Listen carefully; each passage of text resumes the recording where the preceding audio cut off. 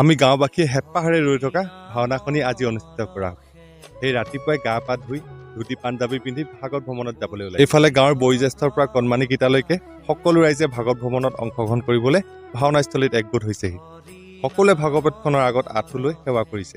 হাতে হাতে খোল, তাল, নেগেৰা, মুখত ভক্তি ভৰা দিহানাম গাই গুৰুজনাক অন্তৰত লৈ সকলোৱে হাত চাপৰি বজাই বজাই ভাগৱত ভ্ৰমণ আৰম্ভ কৰিছে। সকলো গাঁৱৰ ভকতসকলে নিজৰ ঘৰৰ পদূলি মুখে মুখে ভাগৱতখনক সেৱা জনাই শৰাই আগবঢ়াই। আজি ইমান দূৰ ৰাস্তা যে অতিক্ৰম কৰিলো, অকণো ভাগৰ অনুভৱ হোৱা নাই। এনেকুৱা লাগিছে যেন ভাগৰটো এটা মুখৰ ভাষা। ভাওনাস্থলীত এতিয়া নাম লোৱা হৈছে। ভাগৱত ভ্ৰমণত যোৱা ভকতসকলৰ কাৰণে এতিয়া জলপানৰ ব্যৱস্থা কৰা হৈছে। সকলোৱে জলপান গ্ৰহণ কৰিছে। ভাওনাখনিৰ সৌন্দৰ্যৰ কাৰণে ৰাস্তাৰ দুয়ো কাষে মাটি চাকি জ্বলোৱা হ'ব।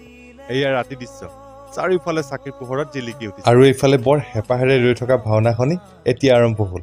বাহ, সকলোৱে কিন্তু বৰ ধুনীয়াকৈ অভিনয় কৰিছে। এই কণমানিকেইটাক চাওক, ফুলৰ তালে তালে ভৰি খোজ মিলাই প্ৰৱেশ কৰিছে।